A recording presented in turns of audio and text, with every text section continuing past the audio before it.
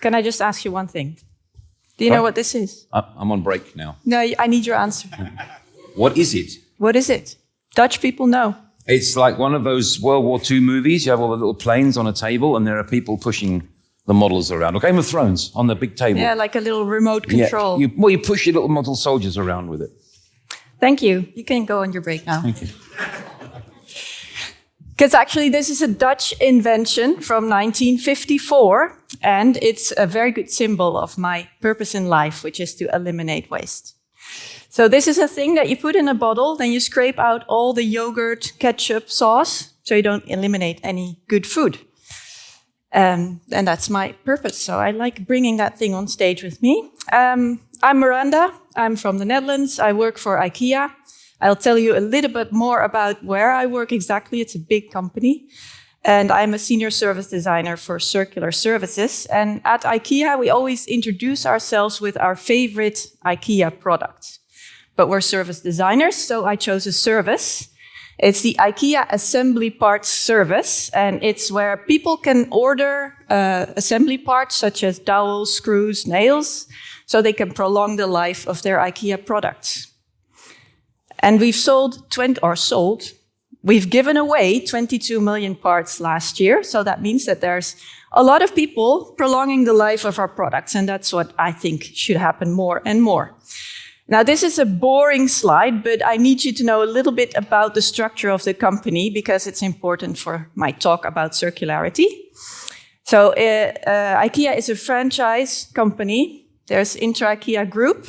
They design the range. They manufacture the range, and they also distribute the range. And I don't know if you've seen Samuel's talk. He said 80% of the design decisions about circularity are actually made in the design phase. So 80%. I don't work there. I work in Inca Group, which is the biggest franchisee. We work in 31 countries where we bring the brand to the people. And within IKEA Retail, I work in Group Digital, which is a fairly new part of the business, where 5,000 people around the world are working on digital IKEA experiences, such as our app and our website, and also circular services. So that's a little bit of a short introduction. Then this is the structure of my talk. I'm going to give you a little bit of context. Then I'm going to give you a circularity crash course, so we all have some language to talk about circularity. Some tools you could use to also start working more circular as a service designer. And then some learnings, because it's not easy. But let's start with IKEA. We've been around for 80 years, so our 80th birthday is this year. The vision is to create a better everyday life for the many people. I don't think that will change. I would like to say for the many, but this is the vision. And we come from a background, our founder was born in the rough part of Sweden, where he had to do with small means. So that's what we're built from. So he created products that people could use. They're functional, they're good quality, they're affordable for everyone, and they're also sustainable, because often sustainability and affordability go hand in hand. And that's a good thing to remember, because business is like money. And it's easier to talk about affordability than about sustainability sometimes. So at IKEA, we make do with small means and we pass the savings on to our customers. And on the background of this, you see the flat pack, which was a major innovation. And it's affordable, but it's also sustainable because we don't ship air. So this was a great basis to start from, and it took us where we are today. Of course, we know we have problems. Raw materials from the earth, resource scarcity, and changing customer behavior are changing our business as well. And we also see a big gap between what people want to do. So people want to eliminate waste and want to do good for the planet. 72% actually say they worry, but 28% actually takes action. So there's a big gap between the two. And the funny thing is that 72% also expects companies like IKEA and also governments to take action to help them bridge that gap. So that's where we come in with our circular services, for example. because we believe this customer behavior change is not necessarily a bad thing. It also gives us business opportunities, because we learned that from Gen Z and millennials, almost half refuse to do business with non-sustainable brands, and more than half look at secondhand before they look at new. So we cannot ignore this as IKEA. We also know that the second-hand market is growing twice as much as the first. So that's a huge business opportunity. And I like when Birgit said, let's stop with the fluffy stuff.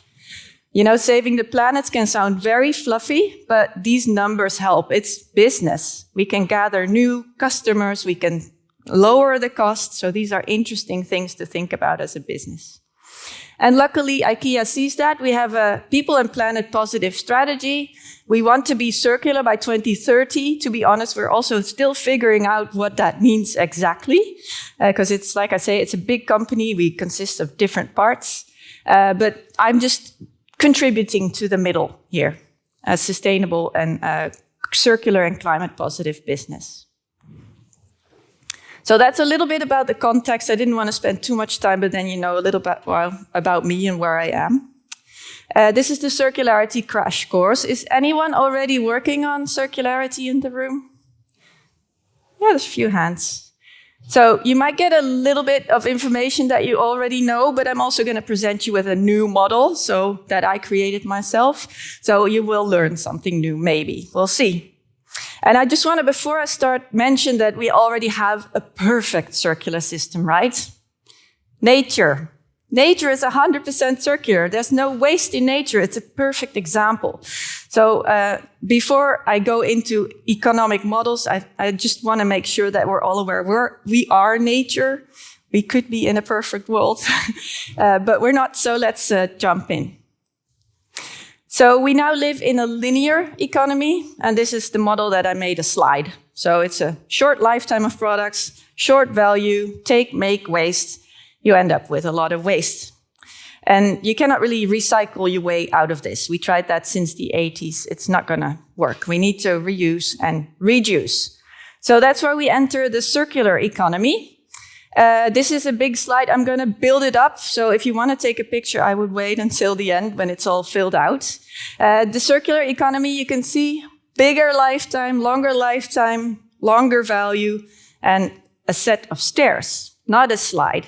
On a stair, you can wait and see what you can do. So a bit more time to think and consider what would be a good next step. So you might know the butterfly model by Ellen MacArthur Foundation. There's an R letter. There's a lot of verbs starting with an R in circularity. So I will use those as well. But first I want to share with you the 3 principles of the circular economy. If you remember anything from this talk, this is just good to know. Eliminate waste and pollution, my purpose. That's where it started. Circulate products and materials at their highest value, and regenerate nature. Those are the 3 things, what it's all about. And to me, it feels like it's a continuum. We can eliminate waste and pollution, but then we'll only be sustainable. Circulating will restore nature a little bit, but if we really go fully circular, we don't need to touch nature as much, and it can regenerate itself. So that's the final goal. So let's build up the stairs. So if we start with the take phase, this is where Inter does the work. Remember, this is why I had to explain the boring slide before. In the take phase, you think, you refuse, do we really need this product? And you rethink, can we design it in a circular way? So that's designing with foresight. And then in the make phase, you also try to reduce using raw materials again, or energy, for example. And I'm very proud that IKEA actually has circular design principles from the start. I put a QR code there. It links to the IKEA Circular Product Guide, and it has 8 checks that you can do when you design a product. So do you design it to be able to repair it, to take care of it, to standardize the screws you're using, to make it adaptable so you can adapt the furniture to follow your life. So that's a really important part of the circular journey. And the next phase is the use phase. So if you remember, I work in IKEA retail. So we get the products and then bring them to the many people. So the use phase is an important phase. So hopefully people buy, for example, a table and use it for a while without any problem. But there might be a time when they want to get another one. They need a bigger table, or they just want to have less space and they need to get rid of it. Then the best thing to do is to reuse it. So you reuse it in your own home as a desk, or you could sell it to someone. We have the buyback service at IKEA, where you can sell back your IKEA item and we give you a voucher and you can buy other IKEA things. This is what that looks like. It's in almost all of our markets. So you identify the product and the condition, and we give you a QR code that you can bring to the store with you. You get a voucher. We sell it for you. So it's a start, right? It's a start for IKEA to become more circular. You could also think about different ownership models, for example. So we're experimenting with that as well, renting furniture. So that's the reuse of the entire product as it was functionally meant to be used. The next loop is the repair and refurbish loop. And I really like reuse, but I love repair.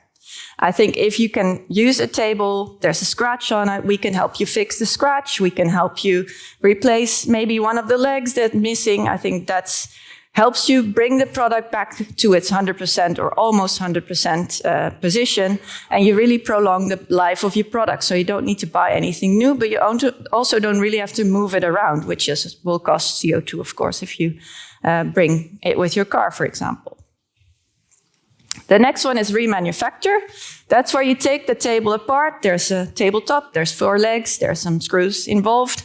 You can create something else out of it yourself, or we could take it back. But this is also where it's important to know that Inter would then have to take it back from Inca, and we're still closing that loop.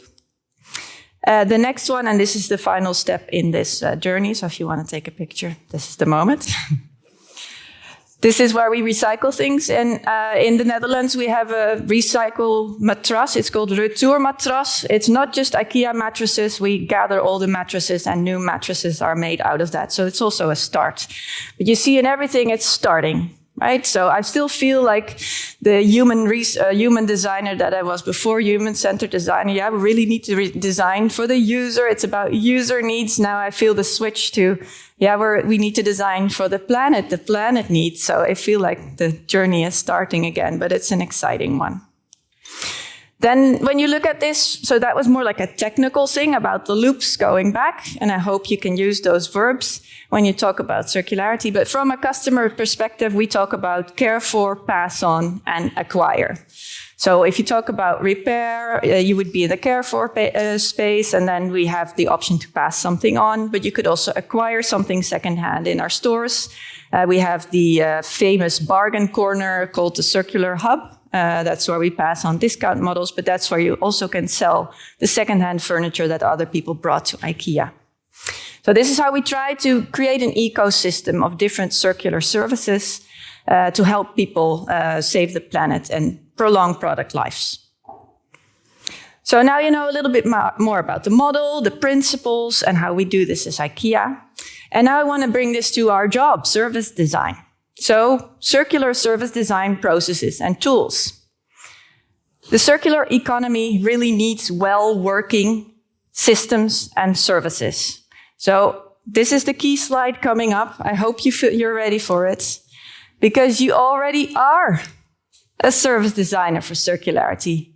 I really believe we have the tools we need to have to create circular services or other sustainable kinds of services. And I'll tell you why.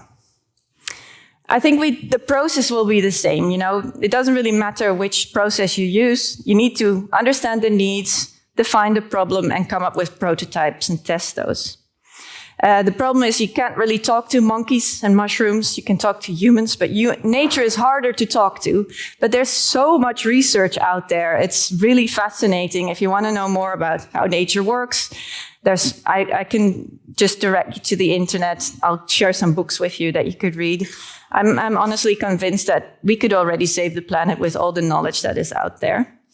So also inspire yourselves with that. And I think there's one key thing that we need to do.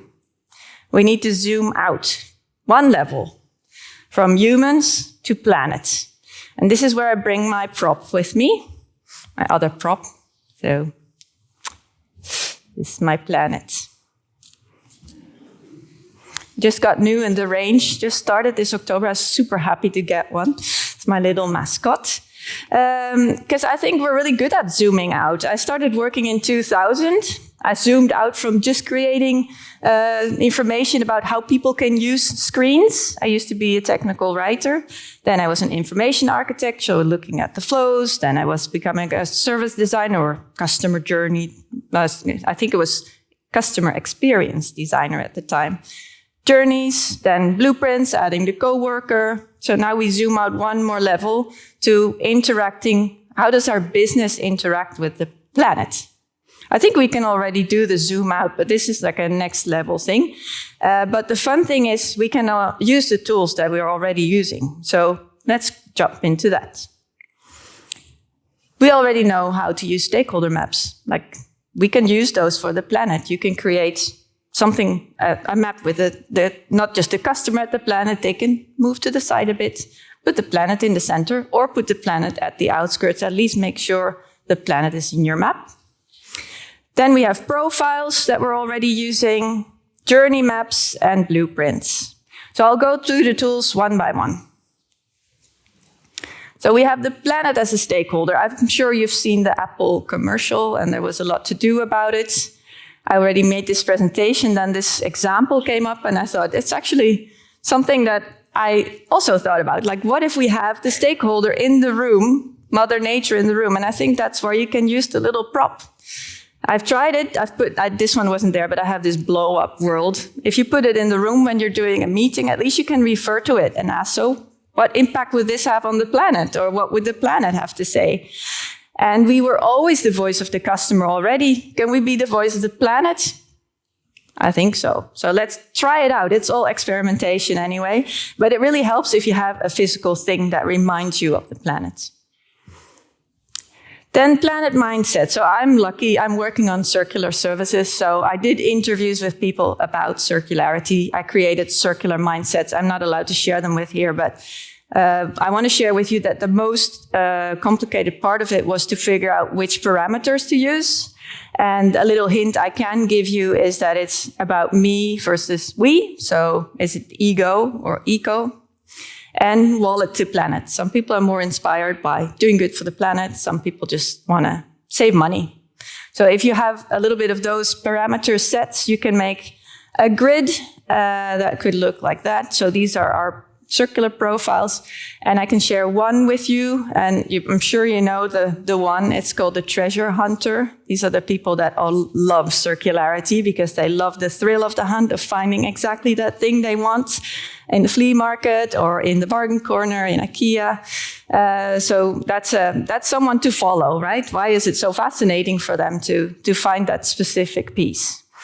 And I'm not saying you need to create specific personas or mindsets for circularity. I did it because it's my topic. You could also just add a mindset or sustainability mindset to your existing profiles so people become aware of this. Then what I also did was add a planet journey. So just go through the service. This is a circular service, the buyback service I told you about before. If you look at it and do sort of like an impact assessment of the service, you eliminate the negative and amplify the positive. This sounds really, really easy. It's not that easy, but I can give you a few examples. So first, people need to identify, is this actually an IKEA item? And if so, which one? So when they're doing this process, you could ask, do you really want to get rid of this, or do you want to maybe prolong the life of it? And we can give you some tips on repairing it or upcycling it a bit so that you'll love it again. Right now, we're asking people to bring Billy to the store, which is, of course, CO2. I think CO2 is kind of hard to communicate about, so I'm thinking about how can we make this more alive, but at least we have an indicator of a sort of planet pain point in this area. We don't really want people to move around in cars with our stuff if it's not necessary. Then the voucher we give back to our customers, could we incentivize them to make that a more sustainable purchase? Could we give them a discount on a more sustainable product? We have a sustainable range, so can we make a connection there? And overall, just what would it look like if this was a perfect, sustainable, circular service? What could a future state look like? So that's just interesting to go through as an exercise. Whatever your service or product is, I would encourage you to just have a look at this and see if you can find pain points and opportunities. And then what I also did was add the planet lane. So this is a blueprint. I can't show you the full thing, but I just added it. I never asked anyone if it was a good idea. I thought it was a good idea, and we're owners of the blueprint or coordinators. So I think we can take the freedom to just put it in and see what happens, right? And you can have a small workshop with the stakeholders that know little pieces of the puzzle. And then you can look maybe even beyond the blueprint to what happens upstream in the value chain, in the supply chain, and what happens at the end of the product life. I did a course called Engineering by Joe McLeod. It's about the end of the customer life cycle, consumer life cycle. I thought that was very inspiring. Also talks more about mass consumerism and things like that. So that sort of sums up the toolkit that you think I think you could start with. They're quite a low threshold to it. You can just try it out, especially the prop in the meeting, or just adding a little bit of circularity or sustainability to your work, and add the planet lane. So this sounds like I've got it all figured out. I promise you I don't. So I'm going to share some learnings with you, also following up on KA this morning. It's good to share the things that are hard. Because IKEA is not just going through a sustainable transformation, we're also going through a digital transformation. We were a little bit late to the game. And then there's also not a lot of design maturity in that. So I feel sometimes like I'm in a storm. So it helps to share this with you so I can unburden myself a little bit with the people I trust. So if you want to do good, it's a big field you can work on, right? I chose circularity because it's in line with my own purpose, but there are many more SDGs. Thank you for putting up the lamps. That's great. So if you want to focus, I would say zoom in on one that fascinates you. So there's 17. Find one that you think is relevant for you, for your purpose, or something that's close to your company and what they want to achieve. It's a really good starting point. Otherwise, it can get really overwhelming. There's so many ways you can save the planet. I feel like I'm pioneering. This is a new topic in the company, in the world even. Only 7.2% of the world is circular at the moment. We have a long, long way to go. So I feel like I'm change making. I'm trying to do circular things, but the world around me is super linear still. So that's a struggle. So I'm often feeling like I need to inspire and educate people, and also stakeholders, people outside. It's something I enjoy doing. And that's where I feel again like, oh yeah, this is me talking about how it's important to bring the human in the center. Now I want to bring the planet in the center. So I can use the skills that I used 20 years ago again. That's great. And then, yeah, where I struggle most, and I don't know if you recognize this, if you're in a big company, it's all about growth. And I'm lucky we have the sustainable strategy, but I'm an activist at heart. I really want to change the planet, and it's a struggle, right? I want things to go faster, and I want more people to move and come with me. And yeah, it's not always prioritized, and there's other things we need to think about. So this is really a struggle, and this is where I get a little ethically confused sometimes as well, if I'm super honest, working for IKEA and wanting to change the world for the better.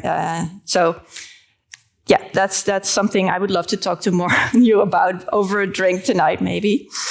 I think we have a role to inspire the business to lead by example. There's laws and policies coming. The talk after this is about greenwashing. I'm excited about it. These are risks. I think if companies are aware of that, the laws will get you anyway, so you might as well be prepared. And I know from my standpoint, when I look at job opportunities in the circularity or sustainability space at the moment, it's a lot about data and reporting. And I think once a company knows, okay, this is what we're doing wrong, we should improve this, where will they come to? To us, right? So we also better be prepared for these new movements and sustainable practices. And then where I started as well, it's good business to be a good business. Secondhand is moving. People want these solutions. So also try to get away from the fluffy part and make this more data related and measurable and see where you can make money. Other people will be attracted to IKEA if we do these things. We can lower the cost. There's a lot of advantages to circularity, and it will build brand trust as well. Stay curious. I read a lot of books. I recently read this Changemaker book here. Of course, Donella Meadows is the one, so about systems thinking. I think it's important as service designers that we start zooming out to the system level, which is also a little bit what this talk was about. I know we're service designers, but the tools of systems thinking can really help us make a difference. Leading by nature is about regenerative leadership. I thought that was very useful and inspiring because it's also very much a zoomed out book. And also, we talked about AI a lot, and sometimes I feel it's interesting to think a lot about technology, but can we also counter that a little bit with thinking about where we came from, nature, community, meaningful connections. That's what inspires me, and building on that, indigenous wisdom. Like, let's not forget, these people have figured so many things out that we can learn from. They live almost completely circular. And this book, Braiding Sweetgrass, really inspires me to look at the world in a different way. And then I would love if only 10% of you would try this out at the Planet Lane. Is anyone gonna do that on Monday? Who's gonna do it? Okay. I saw your hand up first, so you get the mascot. Use it. And you can all buy the mascot, right? It's 100% recycled polyester, so it's okay. If it helps you do the job, do it. And remember, you are set up for this. We can do this. I'm giving this talk not because I'm so comfortable on stage, but I want to inspire you to try it out, do it. And, we have the tools. I think we have the coordinative role. We have the holistic view. We can make things visible. We can point out the pain points. We can see the opportunities. I really think we have a unique role to play here, and it's needed. So if you want to do purposeful work, go for it, try it out, and let me know how it goes. You got this. Thank you.